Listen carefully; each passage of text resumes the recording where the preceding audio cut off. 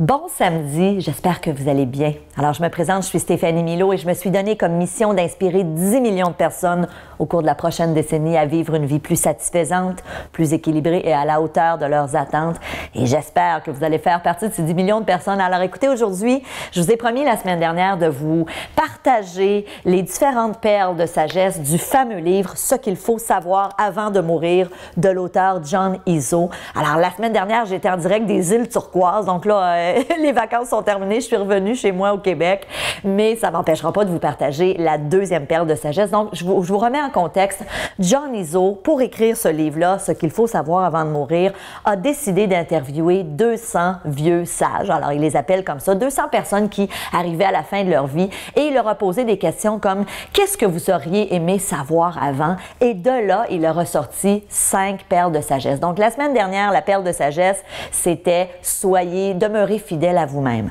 C'était la première perle. La deuxième, celle de cette semaine, c'est « Ne laissez aucun regret derrière vous ». Et moi, je vais vous dire une chose, je ne sais pas où vous en êtes dans votre vie, mais ce que l'auteur nous dit, c'est qu'à la fin de notre vie, ce qu'on va regretter le plus, c'est pas ce qu'on aura fait, mais plutôt ce qu'on aura pas fait.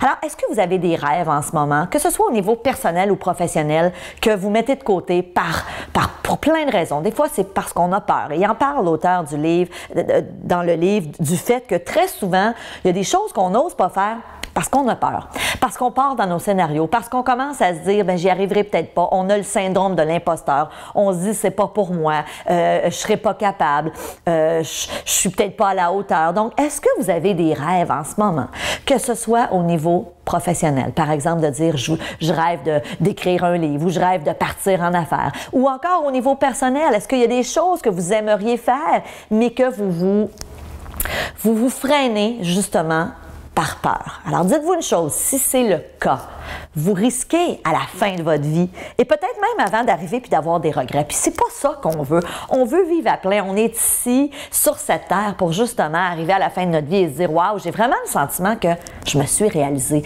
J'ai vraiment le sentiment que j'ai fait ce qui était réellement important pour moi.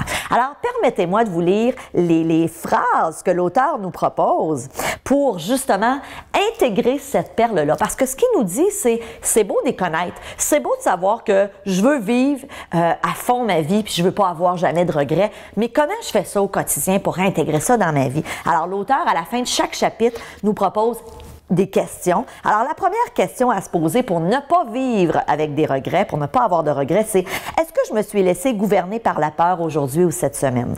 Comment faire preuve de plus de courage demain ou la semaine prochaine? C'est quoi la première étape que vous pourriez faire pour justement vous rapprocher peut-être de ce but-là ou de ce rêve-là que vous avez, mais que malheureusement vous avez peut-être mis de côté? Donc ça, c'est la première question. Deuxième question, est-ce que j'ai agi selon mes convictions cette semaine? Comment est-ce que je peux le faire encore plus dans la semaine qui va suivre? Troisième question, quel geste est-ce que j'effectuerais dans ma vie dès maintenant si je surmontais ma peur et si je faisais preuve de courage? Qu'est-ce que je ferais différemment? Et évidemment, c'est des grandes questions. Hein? C'est pas des questions que vous allez répondre peut-être aujourd'hui. Moi, je veux que vous mijotiez là-dessus. Quatrième question, comment est-ce que je réagis actuellement aux revers que je subis dans ma vie?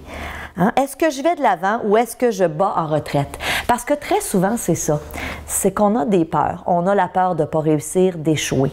Et dans le passé, quand vous n'avez pas nécessairement réussi, comment est-ce que vous avez réagi? Est-ce que vous vous êtes dévalorisé? Est-ce que vous vous êtes tapé sur la tête en disant, ben oui, je le savais, je ne suis pas à la hauteur, je ne suis pas assez bon, je ne suis pas assez fine? Ou est-ce que vous êtes plutôt dit, ben garde, dans le fond, c'est une expérience.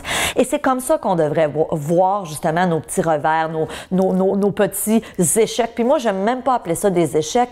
Je me dis, c'est des expériences. Chaque expérience me permet d'aller plus loin et aussi de me rapprocher un peu plus de ce que je veux. Alors, c'est évident que je vous suggère de vous procurer ce livre-là, Ce qu'il faut savoir avant de mourir. Je vous le dis, c'est une réflexion extraordinaire que l'auteur a développé dans ce livre-là avec ses 5 perles de sagesse. Donc, on en a vu 2. La première, restez fidèle à vous-même. Et la deuxième de cette semaine, ne laissez pas de regrets derrière vous. Donc, je vous laisse mijoter là-dessus. C'est samedi. Profitez de la vie. Vous êtes peut-être en vacances. Écoutez, si c'est le cas, je vous souhaite de merveilleuses vacances. Et en attendant, je vous dis merci d'être là. N'oubliez pas, si vous voulez avoir plus d'inspiration, on a encore notre promotion estivale là, pour quelques semaines. Alors, prenez l'information, allez cliquer pour voir comment vous pourriez vous procurer cette promotion. Donc, je vous embrasse. Je vous dis merci d'être là. Merci de votre confiance. Si vous aimez ce que je fais, s'il vous plaît, partagez-le parce que j'ai besoin de vous. 10 millions de personnes, là, c'est du monde en Titi.